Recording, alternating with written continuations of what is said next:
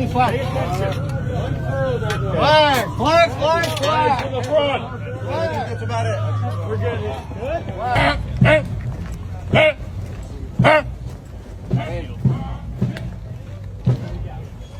Reclaim America!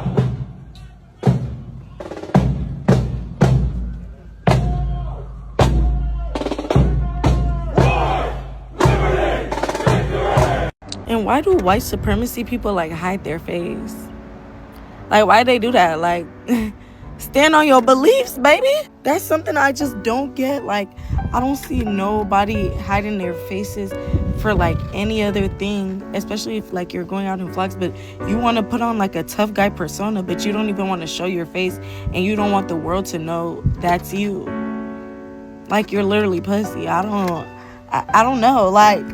Like I just watched a video and they're in flocks together, all with white ski masks on. Y'all look so stupid. Like, how are we to take you serious? I don't know. You're like too scared to even show your face. Like, is that like what you really believe in, or you just want to be part of like something, a movement? Like, I don't know. Like, just stand on it. Like, don't nobody give a fuck. Just stand on the fact that you hate black people. That's their main thing. Like, they hate black people. Just stand on it. Like, How much do you want to bet the majority of those white supremacists marching in D.C. are actually off-duty ICE officers? Because let's be honest, it's July 4th. Every day we see a video of them doing something around the country. Today, I haven't seen one, and I could be wrong, but there's also not a single news article out there about anything they've been doing today either, and it's July 4th. You'd think they'd be out there rounding people up because it's a huge event. Everybody's off work. Easy pickings, right? Haven't seen a single story. And now there's like 500 white supremacists marching in Washington, D.C. I'm willing to bet my entire daily income today that the majority of those white supremacists are off-duty ICE officers. The only thing that should alarm y'all about all them white men en masse marching on Washington, D.C. is what we've been telling y'all all along about systematic white supremacy. They have the mask on because those are your judges, those are your friends, those are your police officers, those are your lawyers, those are your doctors, those are everybody that they tell you can trust them. White people have changed, white people have not changed. You've probably seen this photo already of a black woman sitting on the DC Metro as a group of white supremacists head to their march. What's striking to me is the irony, because for a movement built on exclusion, it's crazy that they're using one of the most public shared institutions that we have, the train. It's also a reminder that trains and buses have always been political in the United States. The Montgomery bus boycott, for example, challenged a system that forced black passengers to give up their seats to white ones and helped dismantle bus segregation. The Freedom Riders also deliberately rode interstate buses across the South to challenge segregated travel, and they faced violent attacks all along the way. Evidently, public transit has always been a place where Americans have fought over who belongs in public. And this image is just another chapter in that history. Turns out, like, everything you thought was actual right-wing extremism or white supremacy in our country was actually probably a psyop funded by the Southern Poverty Law Center. This is like one of the biggest stories I can remember in modern political history, and of course, it will get virtually no mainstream media coverage whatsoever. But yesterday, the director of the FBI, Kash Patel, and the acting attorney general, Todd Blanche, gave a press conference in which they announced an indictment against the Southern Poverty Law Center, an anti-hate group, kind of like the ACLU, secretly funneled millions of dollars from their donors to fight hate, to instead pay off white supremacists and hate groups. If these allegations are true, and I cannot wait for the investigation on this, the SPLC would actually be the largest financial contributor to American neo-Nazis and the KKK. According to law enforcement,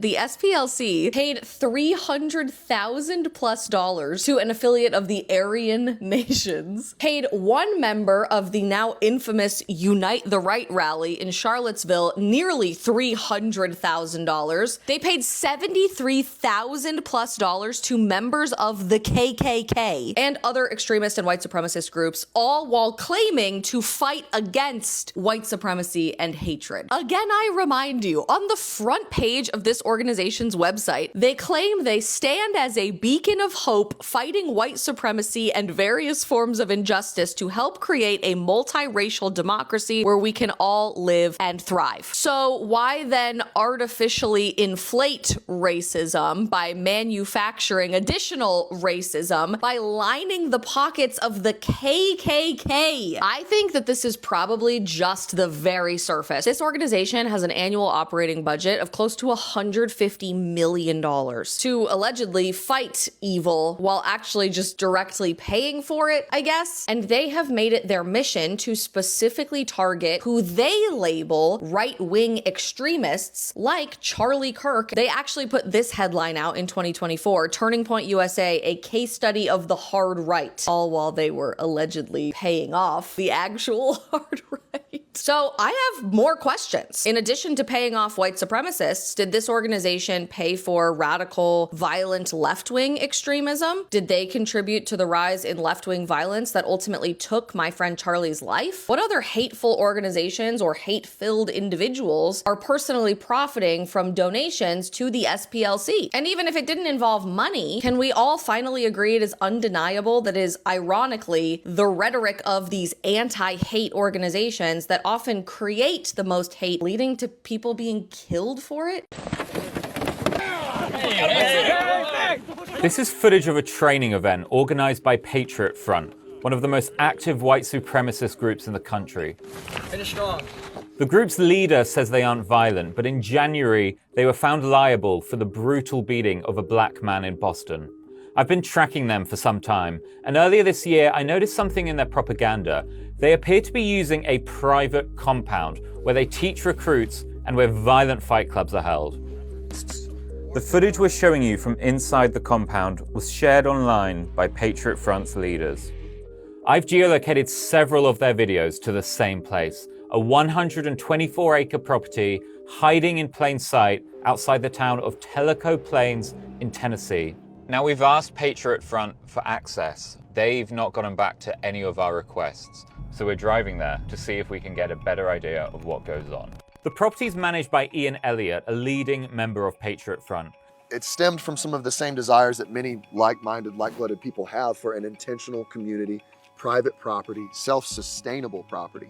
Now, Elliott didn't respond to my request for an interview, but we flew a drone over the site, and our footage revealed several newer structures, including a large gym where fight clubs are held. According to the property deed, this land's been owned since 2021 by notorious neo-Nazis. I looked back at several years' worth of satellite imagery, which shows how quickly the group's been building here. We spoke to the group's neighbors, and we found rising tension in the community. We agreed not to reveal this woman's identity. Yeah, you're making us all scared to leave our houses, afraid that our kids can't run out in our yards and play without running up on one of your people. It's peaceful here, it's beautiful here, and you're giving us a bad name. Before we get into anything, I just want to say that I hope you guys did indeed have a good 4th of July, you know what I'm saying?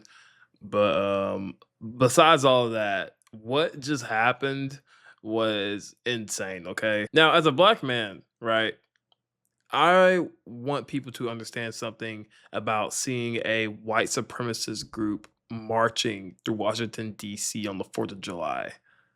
Like this isn't just politics to me. This isn't just some viral clip that you can just watch and then just, scroll over to the next viral clip, right? When I see masked white men marching through the capital of this country with Confederate flags chanting about reclaiming America, I don't have the privilege of watching it like it's just another headline, okay? I have to watch that kind of stuff through the eyes of a black person, okay? And through those eyes, that image can feel very different from a white person's eyes. Just being completely honest, all right? Because when you are black in America, you grow up knowing that this country has always had two versions of freedom, okay?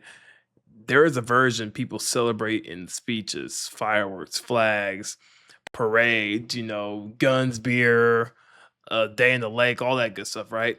And then there's the version black people have had to fight for generation after generation. So when I see a group like that out here marching on Independence Day, guys, I cannot help but think about the irony of it. All right. You are marching on the 4th of July talking about patriotism while carrying symbols connected to slavery, segregation, racial terror, and the Confederacy. A flag that represented people who literally fought to keep black people in chains is being carried through the nation's capital on a day that's supposed to represent true freedom. Okay.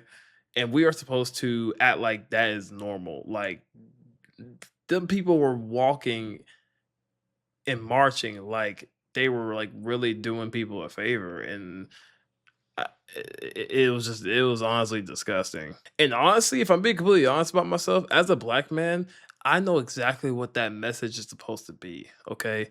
Because that was not just about free speech. All right. That was about intimidation. It's about reminding people like me that there are still people in this country who look at us and believe we do not belong here. They believe that we are not equal to them. They do not see our history, our families, our work, our culture, our pain, and our more importantly, our contribution to this country. They see our presence as a threat, honestly. And that is the part that frustrates me the most because black people have spent freaking centuries building this country, fighting for this country. My granddads, my uncles have fought for this country, okay? Served this country. Black people have done a amazing job entertaining this country, influencing this country. Oh my goodness, man. Insane. And they have we have done a great job pushing this country closer to the freedom that it claims to believe in. And yet somehow we still have to explain why white supremacy marching in public is a problem. A lot of black people know what it is, and we are tired of being told not to react when the message is clearly meant for us. Okay? Because freedom is not freedom if black people are expected to stay quiet while hate marches down the street. Because that wasn't some kind of freedom march. That was straight hate, bro. Patriotism is not patriotism if it only protects the comfort of one group while threatening the safety of another. And we cannot like keep celebrating independence while ignoring the people who were never fully included in that freedom to begin with. Because last time I checked, we were still slaves on the 4th. All right. That's why Juneteenth is so daggum important and such a big deal. So listen, when I see a white supremacist group marching on the 4th of July, I do not just see a group of extremists. Okay. I see a country being forced to look at the contradiction that it keeps trying to avoid over and over again, too. It's crazy. A country that says that, hey, all men are created equal while still struggling with the fact that some people never wanted black people included in that sentence. And as a black man, I'm not going to pretend that this doesn't bother me, okay? Like, I'm not just going to be like, oh, big deal, blah, blah. I'm just going to go on by my day, right? I'm not going to pretend that this is normal anymore. I am definitely not going to pretend that, carrying symbols of hate through the Capitol is some kind of patriotism because you have some very low IQ and some soul searching to do if you believe that that is a form of patriotism of what just happened. Okay. Real patriotism isn't about pretending America has no problems. Okay. Real patriotism is telling the truth about this country, even when that truth makes people uncomfortable. And the truth is simple.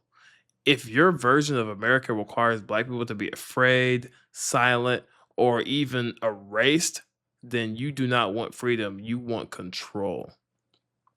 And I think, I have a platform that I feel, obligated to use to spread awareness on this kind of stuff and to really just like share the truths of what America really is. Because we can't really grow and make this place better if we don't understand the truth of it all.